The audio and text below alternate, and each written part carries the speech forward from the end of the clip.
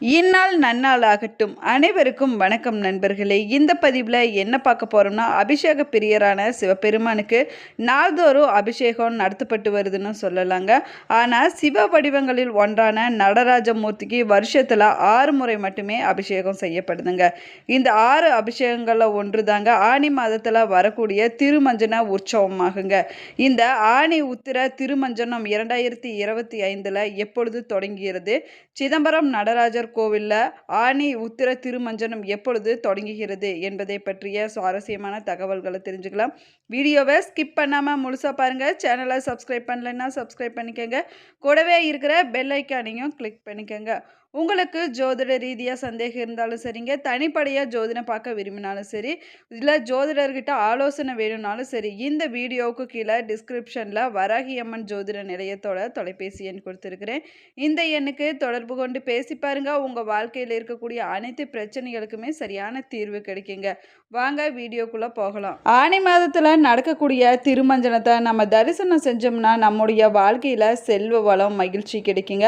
அதே போல் இது வரைக்கும் பட்டுட்டு வந்த துன்பங்களிலிருந்து விடுதலை கிடைக்கணும்னு சொல்லலாங்க. ஆனி மாதத்துல வரக்கூடிய திருமஞ்சனத்தை நம்ம தரிசனம் செஞ்சோம்னா சிவபெருமானுடைய அருள் முழுமையாக நமக்கு கிடைக்குங்க.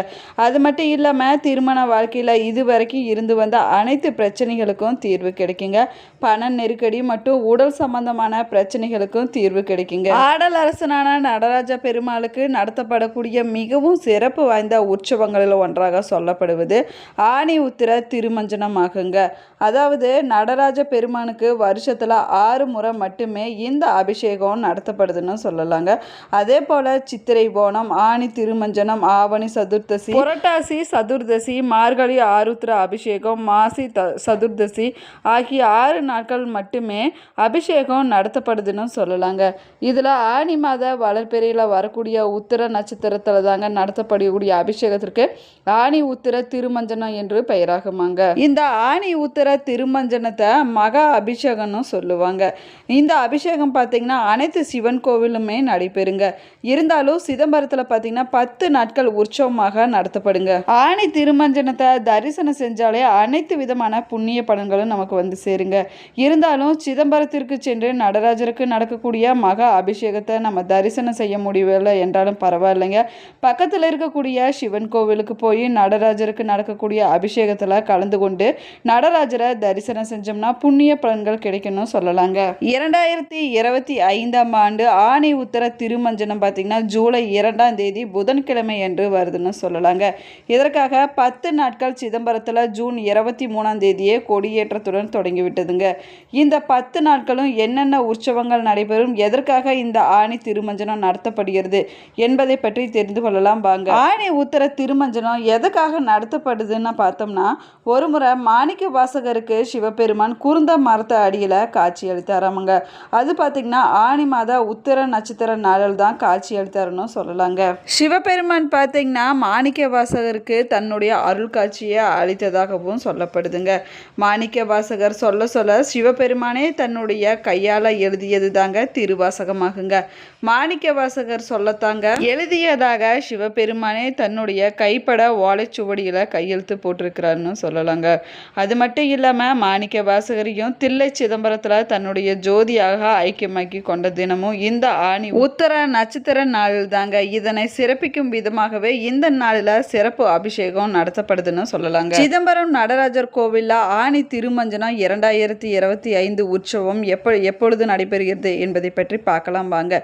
ஜூன் 23ஆம் தேதி கொடியேற்றத்துடன் பஞ்சமூர்த்திகள் வீதி உலா நடைபெறுங்க. ஜூன் 24ஆம் தேதி வெள்ளி சந்திர பிரபை வாகனம் நடைபெறணும் சொல்லலாங்க. ஜூன் 25ஆம் தேதி தங்க சூரிய பிரபை வாகனம் நடைபெறுங்க. ஜூன் 26ஆம் தேதி வெள்ளி பூத வாகனமும் நடைபெறும். ஜூன் 27ஆம் தேதி வெள்ளி ரிஷப வாகனத்தில் நடராஜர் காட்சியளிப்பார்னு சொல்லலாங்க. அதே போல் ஜூன் 28ஆம் தேதி வெள்ளி கஜ வாகனத்தில் நடராஜர் பக்தர்களுக்கு காட்சியளிப்பார்னு சொல்லலாங்க. ஜூன் 29ஆம் தேதி தங்க கைலாச வாகன நிகழ்ச்சியானது நடைபெறுங்க. ஜூன் 30ஆம் தேதி தங்க தேரில் பிசாடனர் உலா வீதியான நிகழ்ச்சியானது நடைபெற இருக்குதுன்னு சொல்லலாங்க.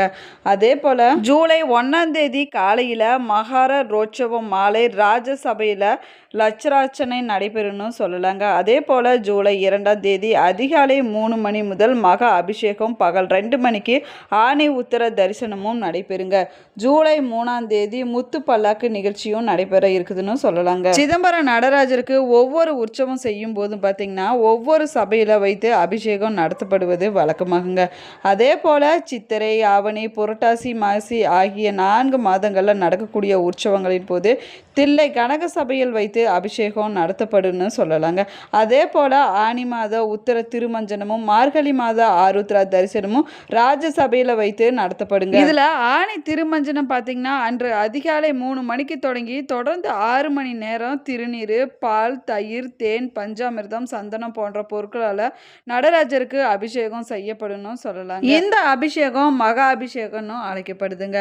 அதற்கு பிறகு பார்த்தீங்கன்னா காலை 10 மணி அளவில் நடராஜருக்கு திருவாபரணங்கள் அணிவிக்கப்பட்டு சிறப்பு அலங்காரங்கள் நடத்தப்படுங்க. அதே போல் ரகசிய பூஜை நடத்தப்படும்னு சொல்லலாங்க. அதற்கு பிறகு பார்த்தீங்கன்னா சிறப்பு அலங்காரத்தில் நடராஜ மூர்த்தியும் சிவகாமி அம்மையும் ராஜசபையில் இருந்து சித் சபைக்கு எழுந்தருளி பக்தர்களுக்கு தரிசனம் தருவாங்க. இதற்கு தாங்க ஆணி உத்தர தரிசனம் என்று பெயராகுமாங்க. சிவபெருமானின் அற்புத திருக்கோலங்களில் ஒன்று தாங்க நடராஜர் திருக்கோலமாகுங்க. இது பார்த்தீங்கன்னா பிரபஞ்ச ஆற்றல் மற்றும் இயக்கத்துடன் தொடர்புடையதாகுங்க. அது மட்டும் இல்லாமல் ஆன்மீக ரீதியாகவும் அறிவியல் ரீதியாகவும் சொல்லப்படுதுங்க. நடராஜருடைய ரூபத்திற்கு பல்வேறு விளக்கங்கள் புராணங்களில் சொல்லப்பட்டு இருக்குதுங்க. நடராஜ பெருமாள் பார்த்தீங்கன்னா பெரும்பாலான இடங்களில் வலது காலை ஊன்றி இடது காலை தூக்கித்தாங்க காட்சி தராரு. எதனால் இடது காலை தூக்கியபடி நடராஜர் காட்சி தருகிறார் என்பதற்கு காரணமும் விளக்கமும் நிறைய பாடல்களில் சொல்லப்பட்டிருக்குதுங்க. சிவபெருமான் பார்த்தீங்கன்னா நடராஜர் திருக்கோலத்தில் வலது காலை ஊன்றி இடது காலை தூக்கிய நிலையிலேயே காட்சி தராருங்க.